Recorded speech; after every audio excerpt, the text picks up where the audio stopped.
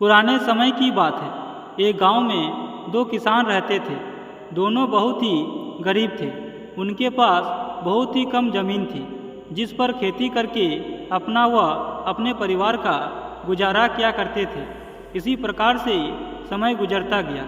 कुछ समय बाद उन दोनों की मृत्यु हो गई। लेकिन संजोग ऐसा था कि दोनों किसान की मृत्यु एक साथ ही हुई। मृत्यु के बाद दोनों यमराज के पास गए, जिसे देखकर यमराज ने दोनों किसानों से पूछा कि बताओ, तुम्हारे इस जीवन में क्या कमी थी और तुम्हें क्या बनकर पुनः इस संसार में भेजा जाए। यमराज की बात सुनकर एक किसान ने क्रोध से बोला, हे प्रभु, आपने इस जन्म में मुझे बहुत ही घटिया जीवन दिया था। आपने मुझे कुछ नहीं दिया।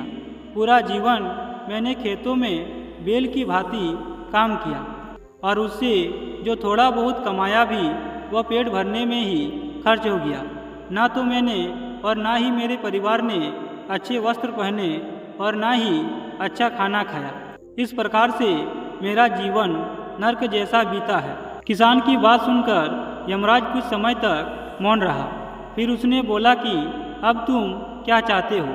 यमराज की बात सुनकर किसान ने कहा, हे प्रभु, आप कुछ ऐसा कीजिए जिससे मेरे चारों ओर से पैसा ही पैसा हो, परंतु मुझे किसी को कुछ ना देना पड़े। किसान की बात सुनकर यमराज ने कहा, तथास्तु। पहले किसान की बातों को पूरा करने के बाद यमराज ने दूसरे किसान से पूछा, तुम्हारी क्या इच्छा है? क्या तुम्हें भी मुझसे कोई शिकायत है? तभी यमराज की बात सुनकर किसान बोला, नहीं प्रभु, मुझे आपसे कोई शिकायत नहीं है। आपसे मैं क्या मांगूं? आपने मुझे सब कुछ दिया, दो हाथ पैर दिए, खेती करके अन्न उगाने के लिए जमीन दिए, भूख लगने पर भोजन तथा तन को ढकने के लिए पर्याप्त मात्रा में वस्त्र दिए हैं। लेकिन सिर्फ एक कमी आपने मुझ में ही रह गया है। मैं अपने जीवन में सीमित मात्रा में अन्य धन मिलने के कारण मैं अपने द्वार पर आए भूखे एवं जरूरतमंद लोगों की सहायता नहीं कर सका। कुछ ऐसा कीजिए कि अब मुझे जो भी जन्म मिले तो यदि कोई भूखा व्यक्ति मेरे घर आए, मैं उसकी तृप्ति मन से सेवा सहायता कर सकूं। तभी उस किसान की बात सुनकर यमराज बहुत प्रसन्न हुए और उनसे कहा, तथास्तु। कुछ समय बाद दोनों किसानों को पुनः उसी गांव में जन्म मिला। समय के साथ दोनों बड़े हुए। पहला किसान, जिसने अपने चारों ओर धन और किसी को कुछ न देने की कामना की थी, वह उस गांव का सबसे बड़ा भिखारी बन गया। वही दूसरा किसान उस गांव का बड़ा धनी एवं धर्मात्मा व्यक्ति बन गया। कोई भी उसके द्वार से खाली ना जाता। वह सबकी तन मन धन से सहायता किया करता। मित्रों, ईश्वर ने हमें जो दिया है उसी में संतुष्ट रहना बहुत आवश्यक है। अक्सर देखा है कि हमें हमेशा भगवान से शिकायत रहती है कि हमें भगवान ने कुछ नहीं दिया। अगर हम थोड़ा रुककर ये सोचे भी, उस दयालु परमात्मा ने हमें जो भी कुछ दिया है उसी में हमें उनका धन्यवाद करना चाहिए। दूसरों की उन्नति को देखकर दुखी होने के कारण हम उन संसाधनों का भी ठीक प्रकार से आनंद नहीं उठा पाते जो हमारे पास होते हैं। हमारे दृष्टिकोण के दो पहलू होते हैं, सकारात्मक एवं नकारात्मक। अब यह हमारी सोच पर निर्भर करता है कि हम चीज़ों को किस रूप में देखते हैं। हमें चाहिए कि अच्छा जीवन जीने के लिए अपनी सोच अच्छी बनाएं, कमियां ना निकालें, बल्कि जो कुछ भी हमारे पास है उसका आनंद लें और दूसरों के प्रति सेवा भाव रखें। जीवन में संतोष से बड़ा कोई सुख नहीं होता। मनुष्य को खुश रहने के लिए संतोष का भाव अपने मन में रखना चाहिए। संतोष के साथ ही मनुष्य की जीवन रूपी नाव पार हो सकती है।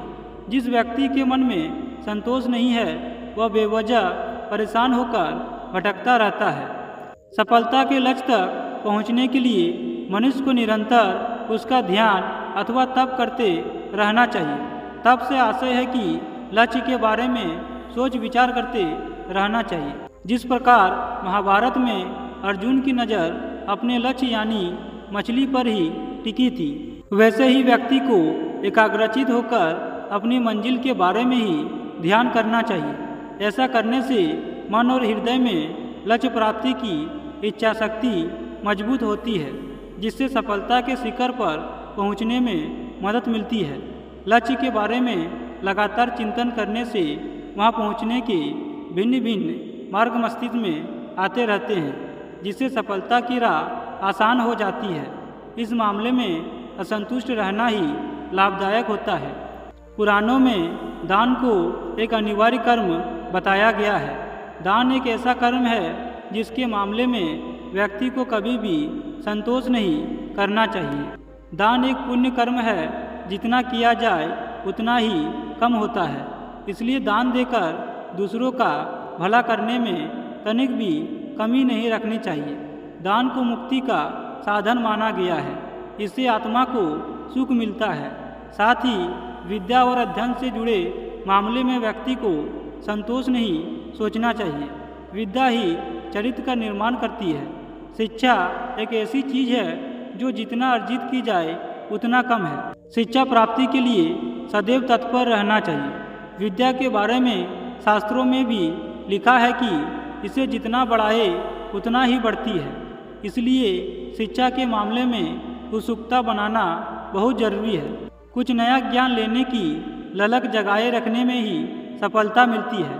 चाहे कितना भी ज्ञान मिले, अध्ययन के मामले में असंतुष्ट रहना ही सही होता है।